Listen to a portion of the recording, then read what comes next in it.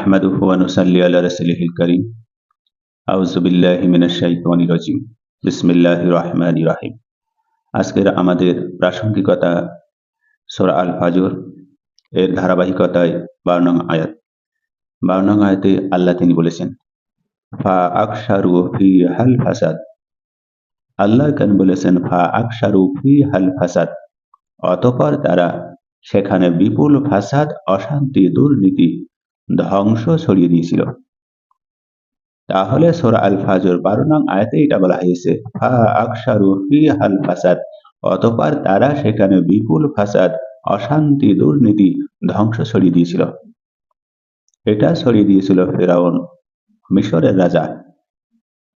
মুসা আলাইহিস সালামের জামানায় তারা সেখানে বিপুল ফাসাদ ছড়িয়ে দিয়েছিল, অশান্তি ছড়িয়ে দিয়েছিল, দুর্নীতি ছড়িয়ে দিয়েছিল, ধ্বংসযজ্ঞ ছড়িয়ে দিয়েছিল। তারা শুধু জুলুমই করেনি, জুলুমকে স্বাভাবিক করে তুলেছিল। ফাসাদ ছড়ানো বলতে এখানে বোঝানো হয়েছে যে সামাজিক নৈতিকতা ধ্বংস করেছিল, দুর্বলকে শোষণ করেছিল, রাষ্ট্র পর্যায়ে দুর্নীতি করেছিল, জমিনের সম্পদ সঞ্চয় করেছিল, যুদ্ধ করেছিল, দখল করেছিল, দমন পীড়ন চালিয়েছিল।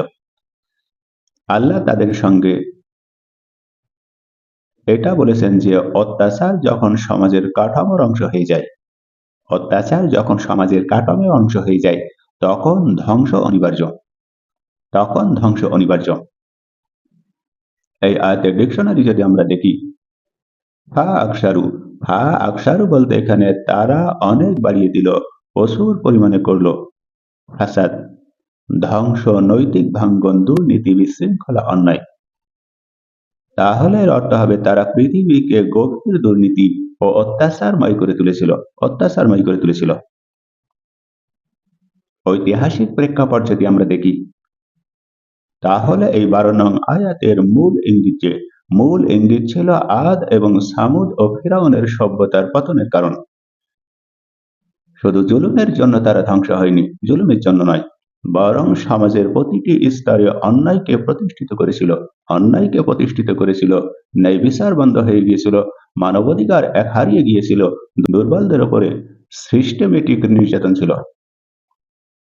আল্লাহর রসুলদের বার্তা তারা উপহাস করেছিল, এটাই ছিল তাদের পতনের প্রধান কারণ।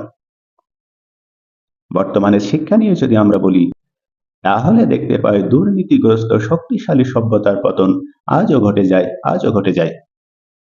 যারা দুর্নীতি করে এবং তাদের ওপরে শক্তি প্রয়োগ, তাদের পতন আজও ঘটে।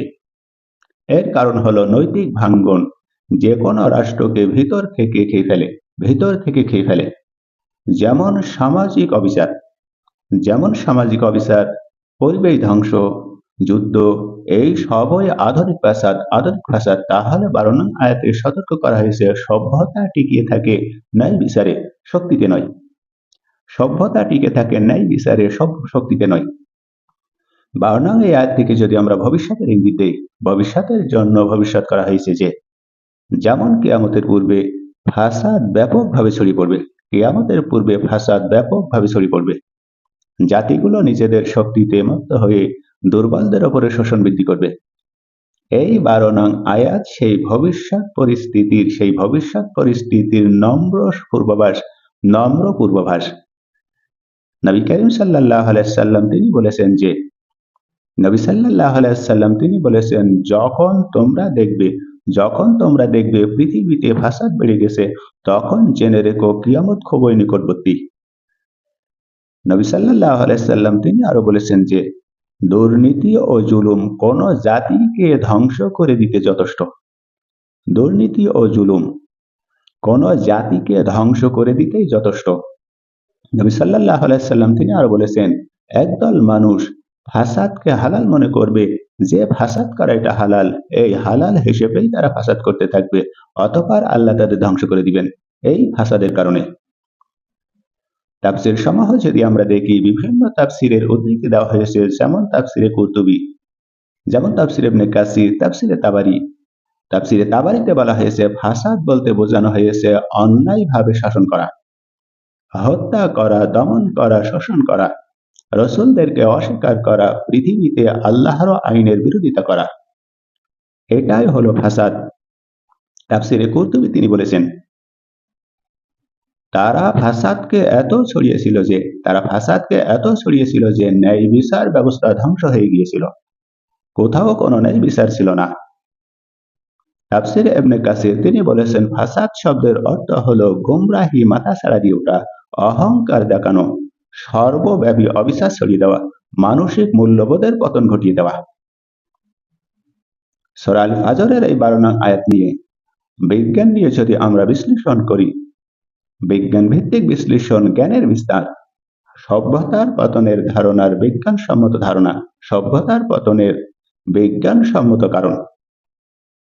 বিজ্ঞান এখানে বলেছেন, ঐতিহাসিক গবেষণায় দেখা গেছে যে যেসব সভ্যতা ধ্বংস হয়েছে তাদের পতনের মূল কারণ ছিল নৈতিক অবক্ষয় করেছিল, দুর্নীতি করেছিল, ক্ষমতার অপব্যবহার করেছিল, পরিবেশ ধ্বংস করেছিল, সামাজিক শ্রেণী বৈষম্য নষ্ট করেছিল। এই বিষয়গুলোই হলো ফাসাদ। তাহলে বাস্তব প্রতিফলন এটাই। এখানে ফেরাউন, সামুদ এবং আদ জাতি তারা এটা করেছিল। আর তাদের মতন বর্তমান সরকারদের অবস্থা এমন। এখানে সভ্যতার স্থায়িত্ব নির্ভর করে সমাজের নৈতিক বন্ধন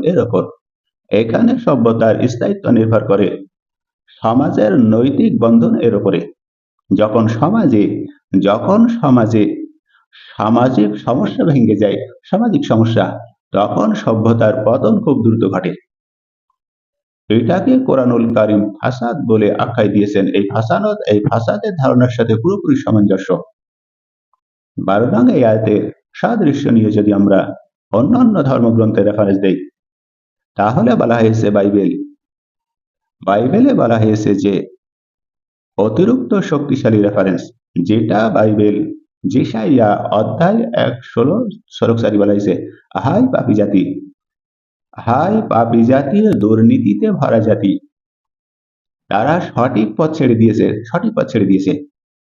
আরো বলা হয়েছে বাইবেল গীতসংহিতা অধ্যায় 14 শ্লোক 1-3, মানুষ ফাসাদে লিপ্ত হয়েছে, কেউ সৎপথে নেই, একজন নয়। আরো বলা হয়েছে বাইবেল হোশিয়া অধ্যায় 4 শ্লোক 1-2, সেখানে বলা হয়েছে যে অন্যায়, হত্যা, চুরি, ব্যভিচার দেশে ভরে গেছে। তার মানে অন্যায় ভরে গেছে, হত্যাও ভরে গেছে, চুরি এবং ব্যভিচারও ভরে গেছে। আরো বলা হয়েছে বাইবেল নীতিবচন অধ্যায় 11 শ্লোক 5, সেখানে বলা হয়েছে যে দুর্নীতির পথ মানুষকে ধ্বংসে নিয়ে যায়। আরো বলা হয়েছে বাইবেল ইজেকিয়েল অধ্যায় 22 শ্লোক 27-29, রাজারা নেকড়ে যেমন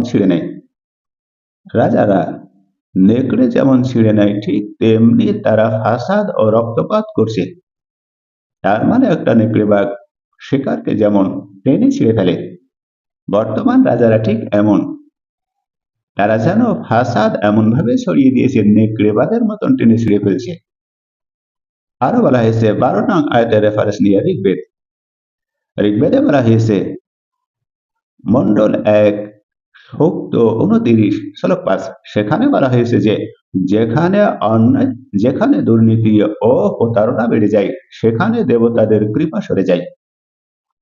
তার মানে যেখানে অন্যায় কাজ মাথাচাড়া দিয়ে ওঠে, দুর্নীতি, প্রতারণা, সেখানে দেবতাদের কৃপা সরে যায়, তার মানে আল্লাহর রহমত সরে যায়। এখানে ফেরাউন, সামুদ, আদ জাতির উদাহরণ দিতে গিয়ে আমরা রেফারেন্স দিচ্ছি। আরো বলা হয়েছে ঋগ্বেদ মন্ডল 4 সূক্ত 5 শ্লোক 6, সেখানে বলা হয়েছে যে অত্যাচারী ও ফাসাদকারীরা নিজেদের শক্তিতে মত্ত হয়ে ধ্বংস ডেকে আনে।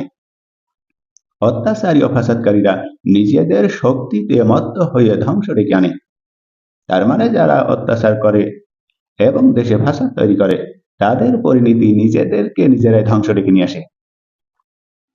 ঋগ্বেদে আরো বলা হয়েছে মন্ডল 10 সূক্ত 43 শ্লোক 4, সেখানে বলা হয়েছে যে যেখানে সত্য নষ্ট হয় সেখানে সমাজের পতন নিশ্চিত। সমাজের পতন নিশ্চিত। তার মানে যেখানে সত্য উঠে যায়, শুধু অবিচারই থেকে যায়। যে সমাজে এটা হবে বা যে রাষ্ট্রে এটা হবে, সেখানে অবশ্যই পতন হবে। ঋগ্বেদে আরো বলা হয়েছে মন্ডল ৯ সূক্ত ৭৩ সেখানে বলা হয়েছে যে বিশৃঙ্খলা ও নৈতিক ভাঙ্গন সমাজকে অহংকারে ঠেলে দেয়। বিশৃঙ্খলা ও নৈতিক ভাঙ্গন সমাজকে অহংকারে ঠেলে দেয়। তাহলে এই সবই রেফারেন্সে একটাই শিক্ষায় উপনীত হলো যে ফাসাদ হলো সমাজ ও সভ্যতার ধ্বংস ঘটায়। ফাসাদ হলো সমাজ ও সভ্যতার ধ্বংস ঘটায়। তাহলে এখানে সারাংশ হলো যে আদ এবং সামুদ ও ফেরাউন শুধু অত্যাচারই করেনি, তারা ন্যায় বিচারকে মুছে দিয়ে পুরোপুরি পৃথিবীতে ফাসাদ ছড়িয়ে দিয়েছিল। ঐতিহাসিক শিক্ষা হলো ফাসাদে পূর্ণ সমাজ কখনো টিকে থাকতে পারে। ঐতিহাসিক শিক্ষা হলো ফাসাদে পূর্ণ সমাজ কখনো টিকে থাকতে পারে না। তাহলে সংক্ষিপ্ত সারমর্ম এটাই উপনীত হলো যে সূরা আল ফাজর আয়াত নাম্বার 12